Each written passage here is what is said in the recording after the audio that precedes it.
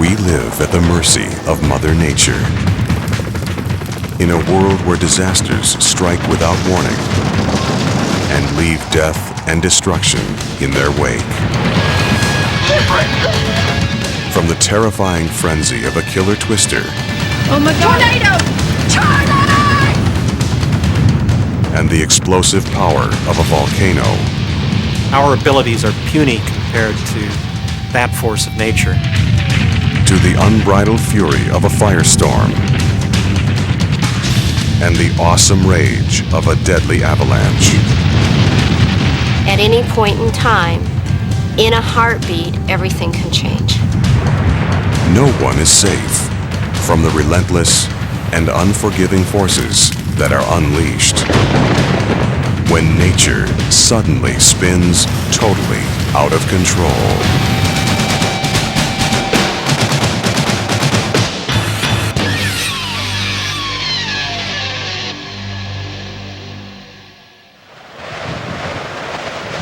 They are nature's most concentrated and intense form of atmospheric energy.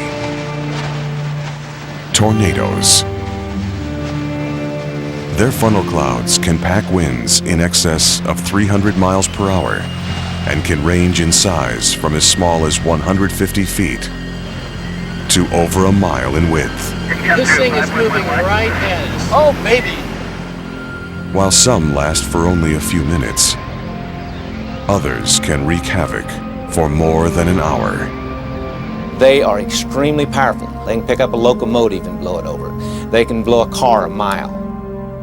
They can take a concrete building, a brick building, a building with steel girders, and they can flat level it. What you doing? Storm Road? Oklahoma meteorologist Gary England has studied twisters for more than 30 years. His work, which has helped to develop state-of-the-art tornado warning and tracking systems, has also given him an intimate knowledge of how these powerful and deadly natural phenomena are born. When a thunderstorm forms, occasionally we'll get what we call a mesocyclone. A mesocyclone is just a rotation, a low pressure area inside the thunderstorm.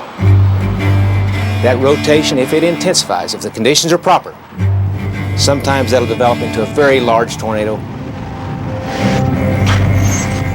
But all tornadoes are not created equal. There are different categories of tornadoes with respect to wind speed. F0, for example, pretty weak, about 40 to 75 miles an hour. And the F1's about 75 to 100 miles an hour. Most of them are in that category, about 65%. Only about 2% are what we call the F4 or the F5. The F4 is roughly 200 to 250 miles an hour. The F5 is about 250 to 300.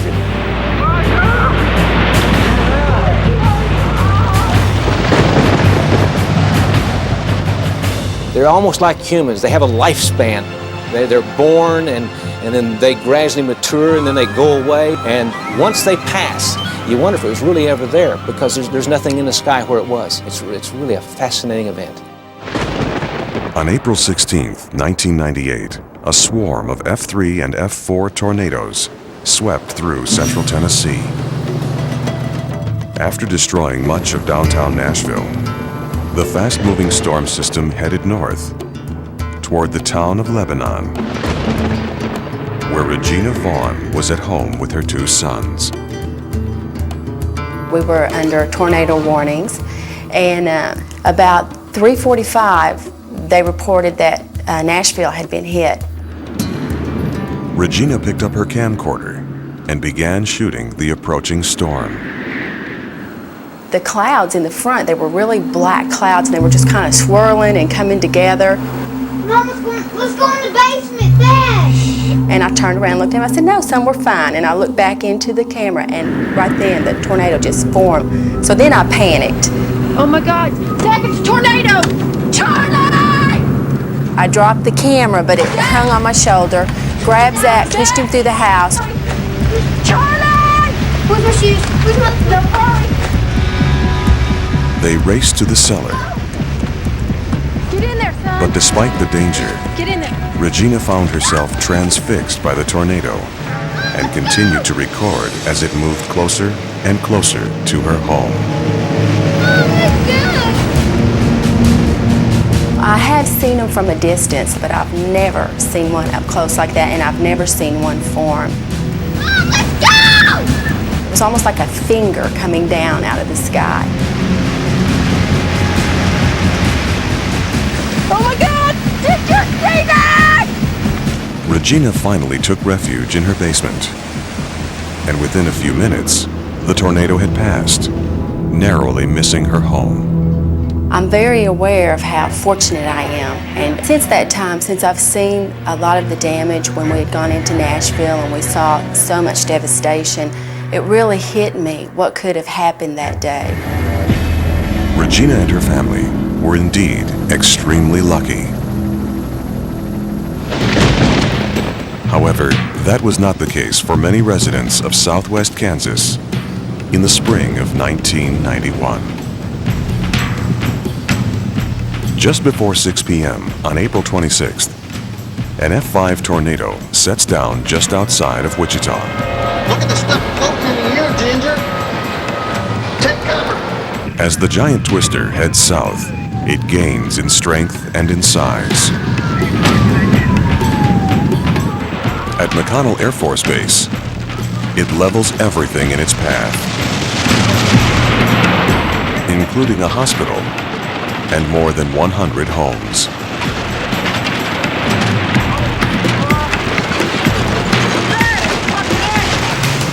A few minutes later, another F5 touches down, just 6 miles away, alongside the Kansas Turnpike. A local news crew stops to record the awesome sight, then realize they are directly in the twister's path. Let's get out of here. Throw us in the back. Let's go. Go. Shoot it. Better floor it. Shoot it. Watch faster, Greg. It's catching us. You gotta go, buddy. Despite speeds in excess of 80 miles an hour, they are unable to outrun the deadly tornado.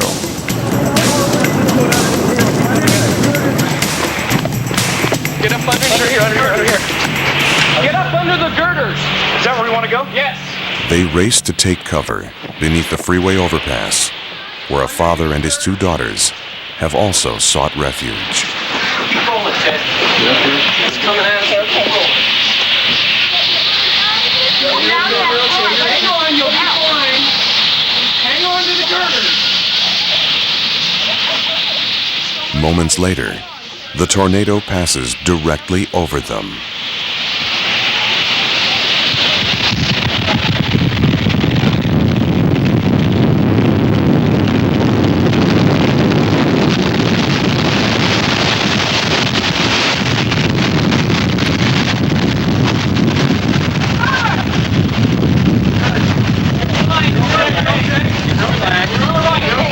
It sounded like a freight train. It just passed right on top of us. Then, as quickly as it came, the twister is gone. But left behind in its wake, dozens of injured motorists, their cars and trucks scattered about the turnpike like so many children's toys. I chose the lesser of 2 evils, either jump out and run or ride it out. I rode it out. In less than an hour, the tornadoes that struck Kansas on April 26, 1991, killed 20 people and left nearly 5,000 homeless. But as deadly and devastating as twisters are, they cannot compare to the unbridled fury of nature's most out-of-control storms. Hurricanes are the single most destructive natural disasters on our planet. You generally have some warning before a hurricane strikes, but when it does strike, it's unbelievable. And it can create some incredible damage. Like tornadoes, hurricanes are also rated for their intensity and strength. Category 1s, the weakest, have winds between 74 and 95 miles per hour and cause relatively minor damage. At the other end of the scale are Category 5s. These strongest and rarest of all hurricanes pack winds in excess of 155 miles an hour and leave catastrophic damage in their wake. These killer storms begin in the Atlantic Ocean, off the coast of West Africa. As hot, humid air rises, it forms large thunderstorms. As these powerful storm cells travel across the ocean, they gain strength, creating the engine that drives the hurricane. And you begin to get winds that can be clocked, say, 170 miles an hour. When you have that much energy, it's extremely difficult to determine where it's going to go and how fast it's going to get there. On August 23, 1992, Hurricane Andrew was gathering strength in the warm waters of the Atlantic. The Category 4 hurricane was on a deadly collision course with South Florida. While thousands of people boarded up their homes and evacuated, others decided to take their chances and weather the storm. Among them, Joe Fagan and his pregnant wife, Tanya. Their home video diary chronicled a night of terror they will never forget. Somewhere out there, that's where Andrew is. Hopefully this house is going to stay together. I'm praying to God it does. The videotape, it started as a lark. It started as something I could use as a memento in the future and show my unborn child and show everybody what a hurricane was like. We are right there, right in direct line of the eye. I wanted to kill him. He was happy because he had his video camera and he kept saying, nothing is going to happen, honey. But I know, I had the feeling how bad it was going to be.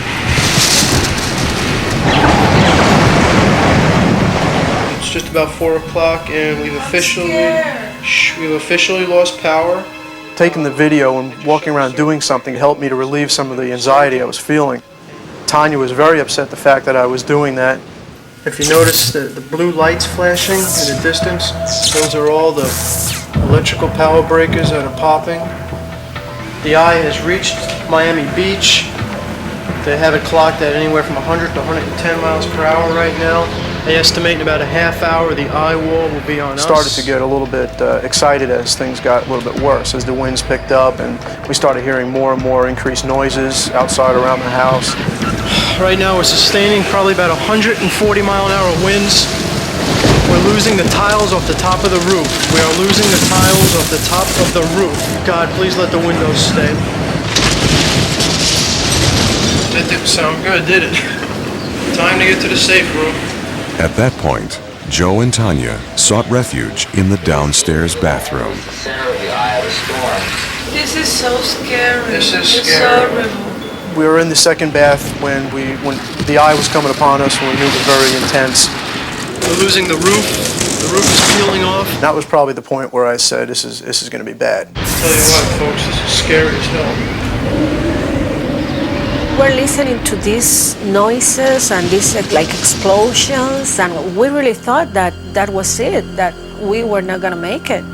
So we said goodbye. We kissed each other goodbye. We said we'd take care of each other, that we always loved each other. Just a total emotional, I guess, breakdown. What I most was afraid of was that I wasn't going to get to see my baby. For 2 agonizing hours, Hurricane Andrew battered the frightened couple's home.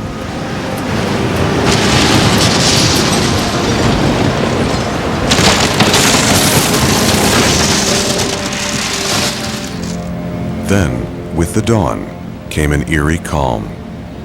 And for Joe and Tanya, the realization that they had survived. It's almost 8 o'clock in the morning. After the eye went past us and we could see the light coming up from daybreak, I stepped out of the bathroom for the first time. Total devastation.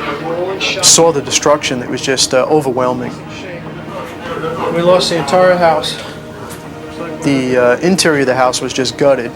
All the windows blew in. The negative pressure was incredible. Our ears were popping like you wouldn't believe. Some of the destruction caused by Mr. Andrew Was devastating because was so much destruction, but that didn't matter anymore because we were alive and the baby was kicking. So Joe and Tanya Fagan were among the more than 3 million people whose lives were changed by one of the worst hurricanes and the costliest natural disaster in U.S. history.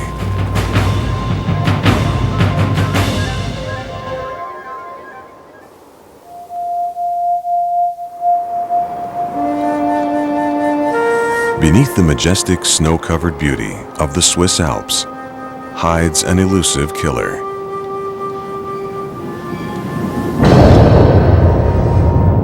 Like a tidal wave on land, it strikes with astonishing speed and annihilates everything in its path.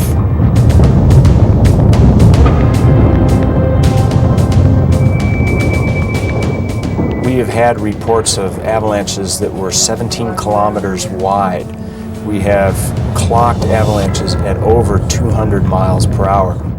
That amount of force has terrific impact pressures. It can bend steel girders. It can destroy reinforced concrete buildings, and it can certainly destroy a stick-built framed house. The winter of 1999 brought record snowfall amounts to the Austrian and Swiss Alps.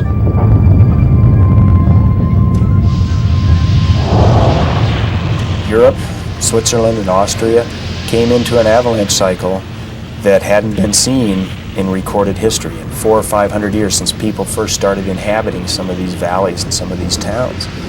And the mountains were just overwhelmed by the amount of snow that actually fell. Just after 4 p.m., February 23rd, 1999, the snowpack above the villages of Galtur and Falzur suddenly gives way and sends a wall of snow 16 feet high, barreling down on the 700 residents and more than 3,500 tourists. The avalanche buried hundreds of people beneath tons of snow. The force of the massive wall flattened dozens of homes, crushed cars, and plowed a trench 30 feet deep between the small resort towns.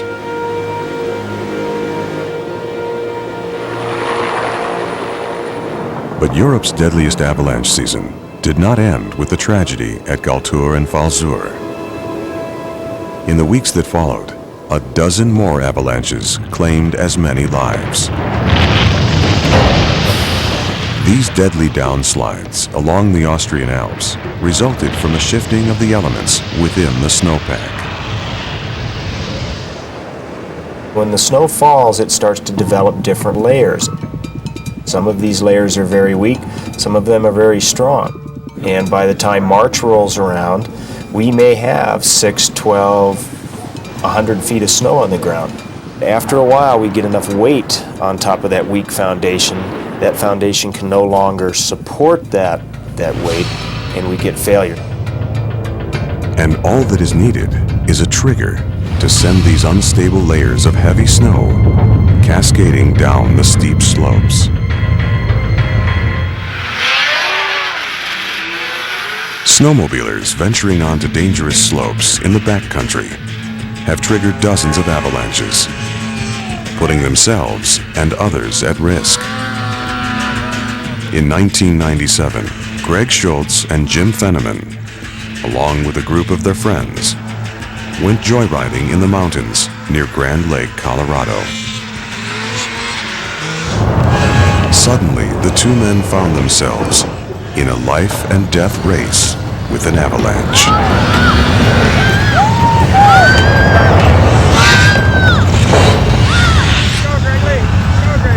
While Jim managed to escape, Greg was overcome by a giant wall of white. A few minutes later, Greg's friends spotted his hand protruding from the snow.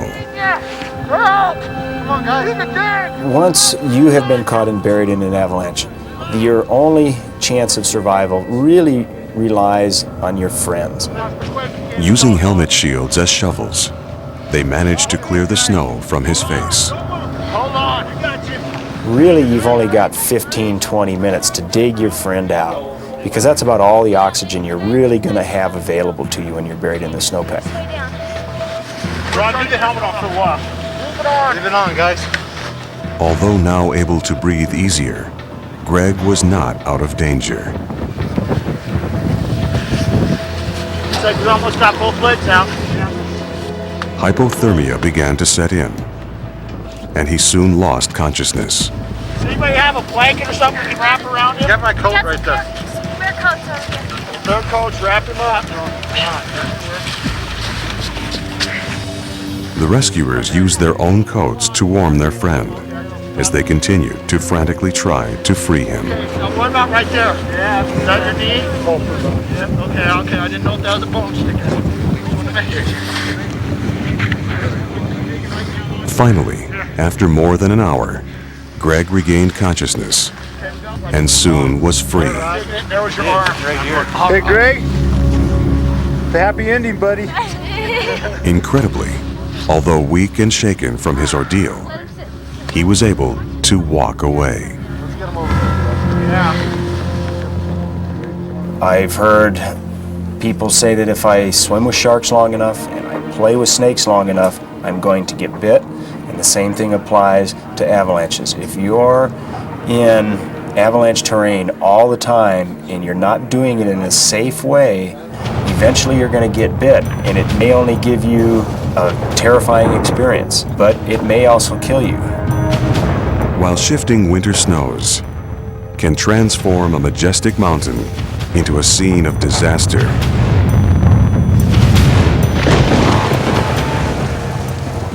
warm rains and a sudden spring thaw can conspire to create an equally deadly downslide.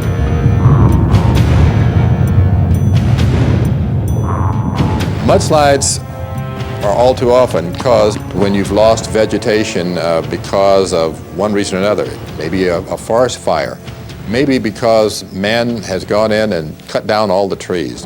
We end up with not having natural barriers to water runoff and begin to have nothing in a root structure that keeps the soil kind of in one place. And it begins to move, and you get a mudslide. And when it gets going, it can literally tear a house right off of its foundation and bury people and cars and anything else.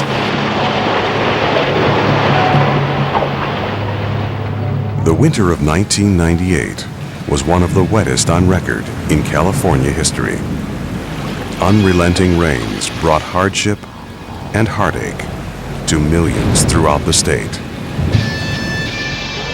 In Laguna Beach, residents were abruptly awakened just after midnight when a rain-soaked hillside suddenly gave way, sending hundreds of tons of water and mud crashing into their homes. Many were trapped with no way to escape. A lot of screaming, just yelling and screaming. It sounded like people were dying in there. Others were swept away by the fast-moving torrent of mud. Among them, a 9-month-old baby, ripped from her mother's arms as their apartment collapsed around them. The baby came floating down this ravine, and we were, petrified, wondering if the baby was alive. Miraculously, the next morning, the little girl was found alive. There was just a clump of mud. I couldn't believe I was holding a child. In 1 week alone, mudslides throughout Southern California took the lives of 12 people and caused more than $50 million in property damage. That same year, on the other side of the world, a much larger mudslide killed hundreds in the Italian town of Sarno. Just after 7 a.m. on May 8, 1998, a giant 10-foot wall of mud descended upon the unsuspecting villagers.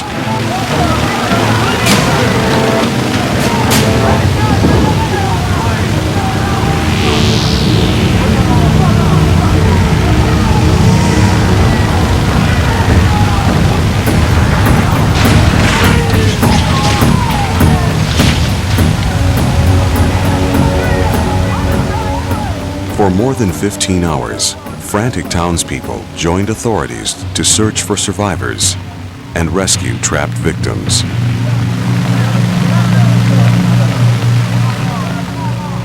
More than 600 people were buried alive as they slept.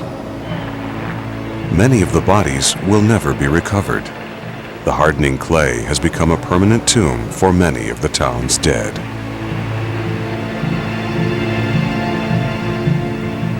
There really is no precaution a person can take to prepare for gigantic mud flows. If one is coming to town, its effects are so complete, the only practical course is evacuation. But many experts believe that the tragedy at Sarno could have been avoided. The town was built on a hazardous layer of clay and chalk, common terrain in the mountains surrounding Naples. When saturated, this soil combination becomes extremely weak and crumbles.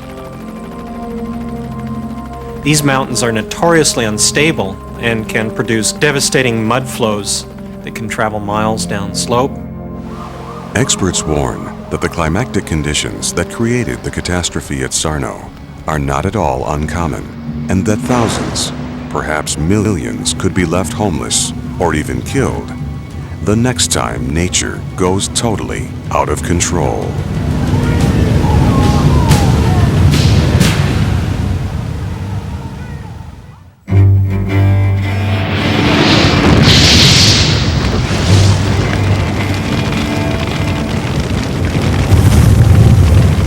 No place on Earth has experienced the catastrophic effects of wildfires more than Southern California. The arid climate and rugged terrain of the region offer a perfect breeding ground for out-of-control infernos. We have steep mountains, a lot of canyons, heavily brushed areas. Then you have the heat, low humidities, wind speeds, all combined for a disastrous event. Every year, dry, hot desert winds, known as Santa Anas, begin blowing down the canyons and mountain passes of Southern California. It's created by a high pressure over Utah and a low pressure off the coast of California. When as it comes through the mountain canyons of Los Angeles, it increases its velocity, and it's a perfect condition for a rapid fire spread. Known as the devil winds, Santa Anas serve as the life's blood of wildfires, providing them with both oxygen and energy. These conditions were all at play in November of 1993, when an arsonist's match ignited one of the worst firestorms in Southern California history. Thousands of acres and hundreds of homes were destroyed by the out-of-control blaze.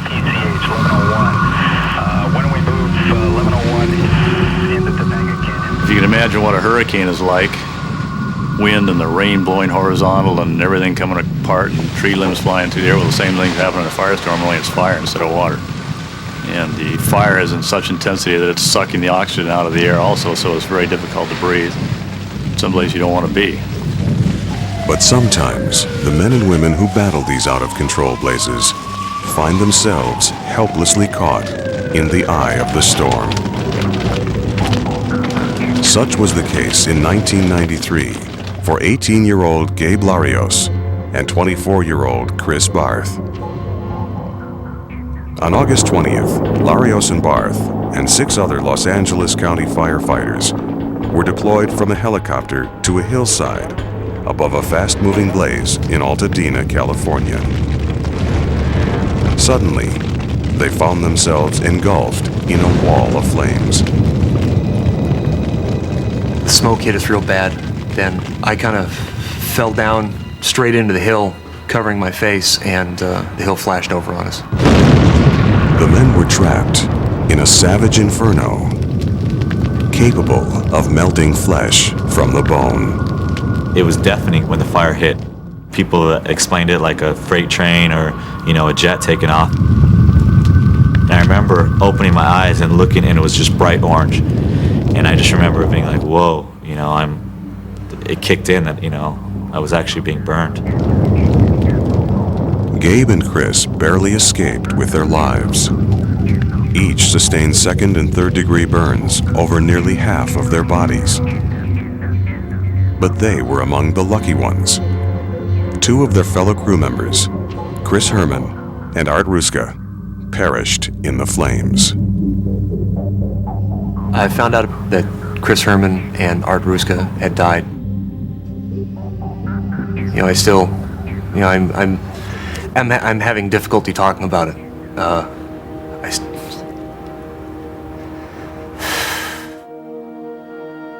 I lost a loved one. I've never visited their grave sites, and I never went to the funeral, so in the back of my mind, I still picture them as somewhere else. I haven't quite come to grip with their loss. For most firefighters or police officers, there's nothing worse than when one of their own goes down. They're killed in the line of duty. This is a very traumatic event because every firefighter can identify with that individual. There but for the grace of God go he or she. Every time they walk into the eye of the hurricane or into the midst of that fire, they have to put the threat of danger in the background, because if it was in the foreground, they couldn't concentrate on what they had to do. But when one of their own is killed or severely injured, all of a sudden that normal defense mechanism of it being in the background is dropped and it's in the foreground, and now the sense of danger of what they're doing is right there, right in their face, right between their eyes. The raging power of a wildfire has an equally out-of-control natural brother in the form of deadly flash floods. Every year, they kill thousands of people, drive millions from their homes, and destroy billions of dollars worth of property. Flash floods spare no one and no place. They can happen anywhere, on city streets, rural streams, or mountain canyons. A flash flood occurs anytime we have extremely heavy rain over a very short length of time. And it can come sometimes from just rapidly melting snow upstream and creating such a mass of water that it's not able to be absorbed by the soil, so it begins to run off rapidly into a stream or a river. So we end up with a wall of water that, if we get caught in its path, it can be deadly. In 1997, the normally dry Skunk Creek Wash outside of Phoenix, Arizona, was turned into a raging river by a severe storm system that dropped more than 3 inches of rain in less than 2 hours. Rescuers were called to the scene of a stranded car caught in the flash flood. Do not get out until the fire department gets you out. The driver was trapped inside, unable to open her doors against the incredible force of the quickly rising water. Don't panic. Everything is under control. A helicopter was brought in, and Phoenix firefighter Ron Cummings was deployed onto the sinking car in a desperate attempt to save the trapped driver. Although the storm that caused the flood had long passed, the surging water continued to rise and gain speed. Time was of the essence. Finally, Cummings managed to help the cold, wet, and extremely frightened driver, young Tran, onto the skids of the chopper. And both the rescuer and victim were airlifted to dry ground. Young Tran later told authorities that she had no idea of the dangerous situation that she had driven into as she crossed Skunk Creek Wash. Traumatic events can shatter our beliefs, our assumptions. If I believe that the world is an orderly, predictable place, and I'm involved in an out-of-order, chaotic event, then my belief is shattered. It's all moving! The whole thing's moving! People are amazingly resilient. Less than 10 to 20% of us who are exposed to some type of life-threatening or out-of-control event will develop what we call post-traumatic stress reactions or disorder. The majority of individuals, in fact, over 80% of us, will do just fine and recover fairly well from that event.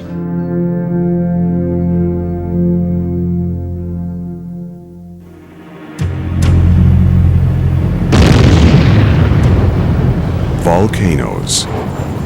They are as old as time itself and can unleash energy equivalent to 25,000 atomic bombs. Throughout the centuries, flowing lava and choking ash from massive eruptions have wiped out cities and entire civilizations. But despite the overwhelming destructive nature of these explosive giants, they are an essential part of the continuing evolution of our planet. The Earth contains a very large amount of heat, which is trying to escape the planet. It does so in various ways, one of which is through volcanic conduits. There are various types of volcanoes. Volcanoes that produce primarily runny lava build up very large mounds that are gently sloping, and these are called volcanic shields. Kilauea in Hawaii is the most active volcanic shield volcano in the world. The current eruption has gone on for 16 years continuously. Fluid lava flows pouring down the mountainside have entered housing developments and covered miles of roads and can sweep away everything in their paths. The deadliest volcanic eruptions tend to take place on the cone-shaped volcanoes such as Mount St. Helens in the Cascades or Montserrat in the Antilles. Not only do they erupt explosively, but their flanks are weak and can produce catastrophic avalanches and devastating mud flows. In 1980, Mount St. Helens provided the world with a shocking display of nature's fury unleashed.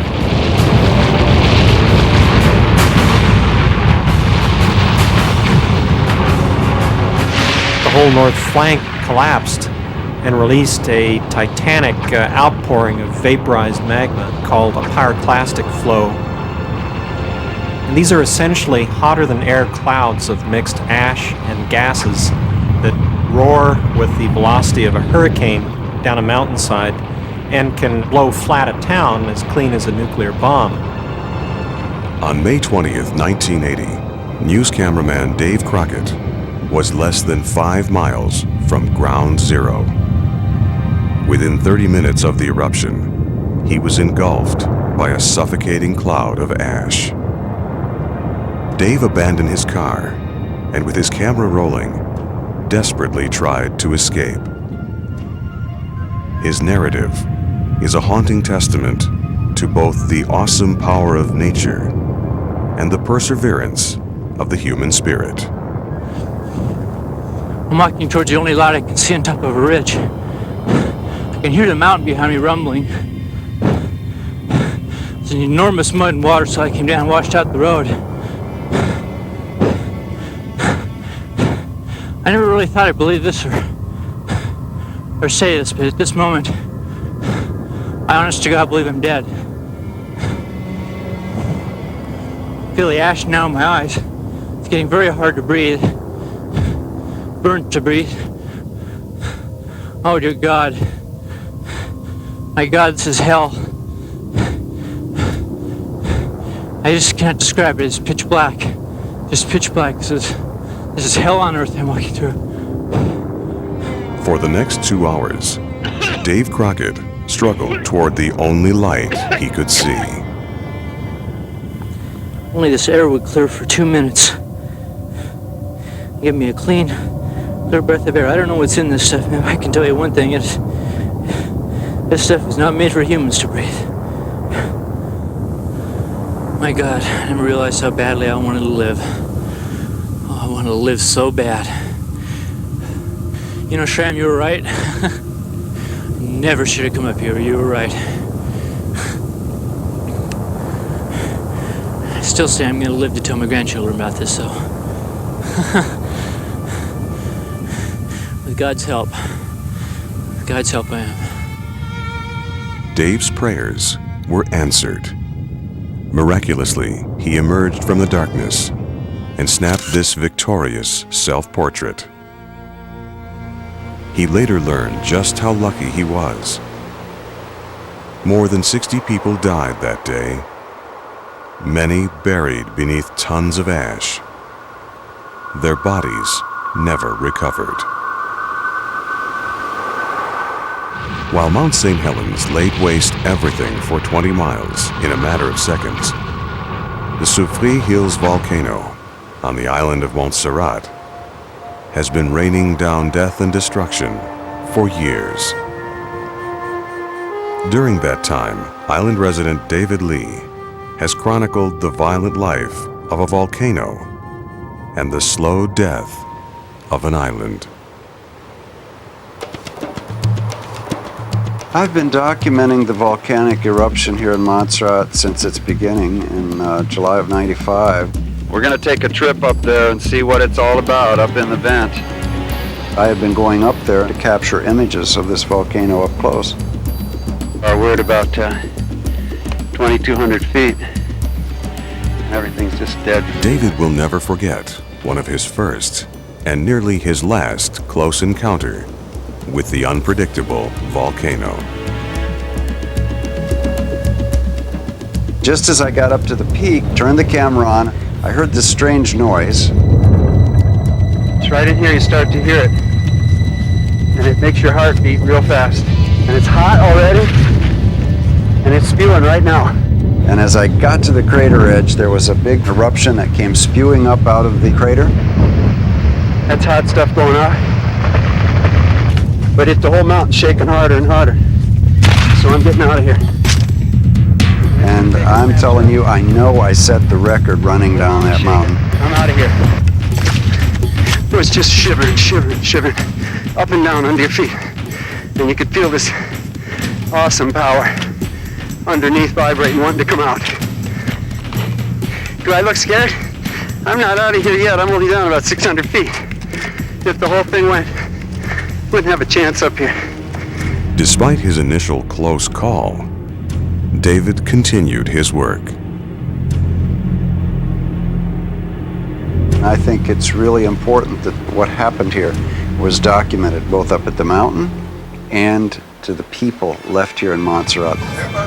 We've had a major eruption here. On August 22nd, 1997, a sudden large eruption took David and much of the island by surprise.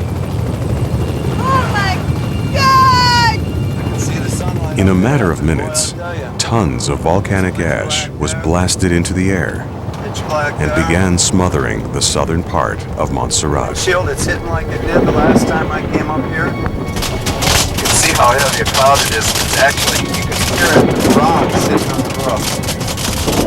Lightning and thunder here. I mean, this black cloud fell upon me, and it rained gravel and mud, and it was hot, it was sweaty, all the windows were up, and it was this, at noon, you were in this pitch black darkness.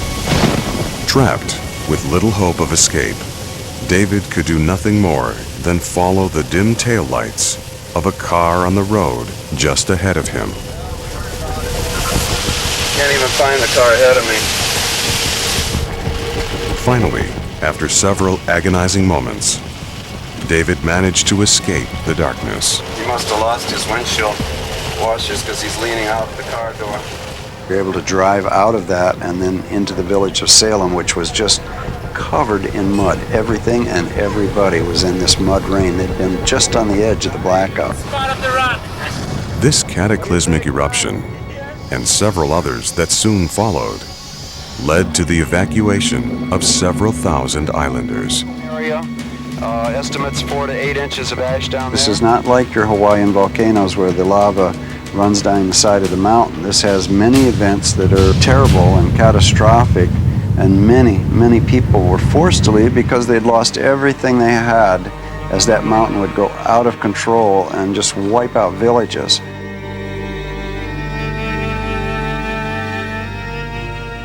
Once home to more than 11,000 people, continual eruptions and massive pyroclastic flows have deposited more than 12 feet of ash on the southern half of the island, creating a virtual wasteland where paradise once stood.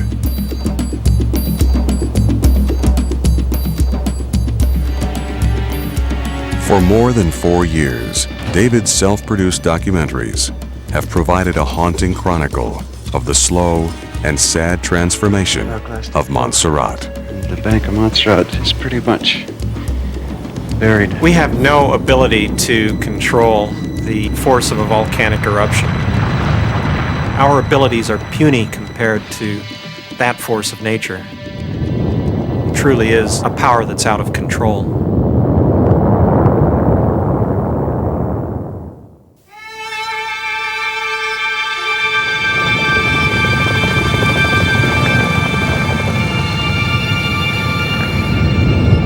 Although we can never control the immense and destructive power of Mother Nature, we need not be victims of her unrelenting wrath.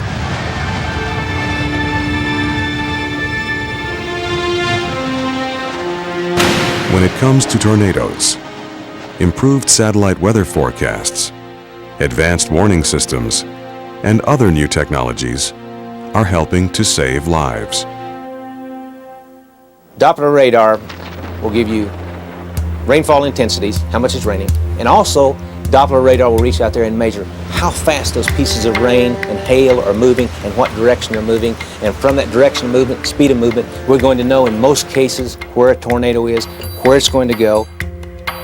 This vastly improved ability to accurately forecast tornadoes has given people more time to seek shelter. And we have found through the years the safest part is the center part of the house, preferably a closet or a bathroom. All you're doing is putting as many walls between you and the tornado as possible. If people know their safety precautions and know what to do, they're going to be just fine in most cases. Technical advances are also giving geologists the ability to better warn the public of impending volcanic eruptions. There are close to 600 active or potentially active volcanoes on the Earth's land surface today. One of the most exciting recent developments in the study of volcanoes has to do with satellite interferometry. And that's a technique whereby satellites essentially photograph a volcano, and this photography is taken repeatedly so that any change that takes place in the shape of that mountain can be recorded from space. It's changes in the shape of a volcano that are sometimes critical to telling us it's entering an eruptive state, getting ready to go. The big issue in a volcanic eruption is not an eruption about which we have no power. It's about panic and about evacuation, about, if we're fortunate enough, being able to forecast the next move nature is going to take. In mountains throughout the world, ski patrols are preempting nature and actually creating avalanches in an effort to prevent disaster.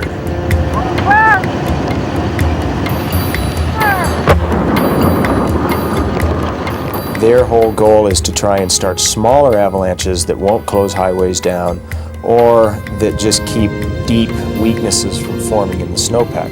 And that way slab avalanches don't build up to the dangerous sizes that catch people unawares. But avalanche experts agree that educating outdoor enthusiasts about the dangers of unstable snowpacks is crucial in preventing tragedy on the slopes.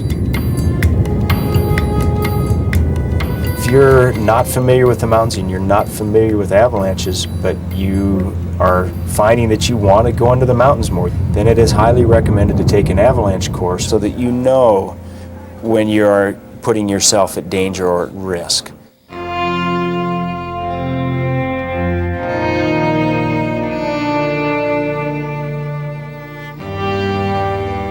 Over 60,000 disasters occurred last year in the United States, according to the American Red Cross. And those disasters were anything from single-family fires up to floods, tornadoes, hurricanes, earthquakes, etc. In a community-wide disaster, or even a single-family disaster where the family loses their home, all of their belongings, the entire family is dealing with loss of what's familiar to them. There's no place to go that feels that there's order in the midst of the chaos. So our advice to individuals as they're recovering is to begin to do your normal routine as quickly as you can. Things as simple as prepare dinner, go to the store, begin to clean up the debris, begin to do things to start to restore a sense of order to all of this chaos so people can begin to psychologically start to recover and regain control.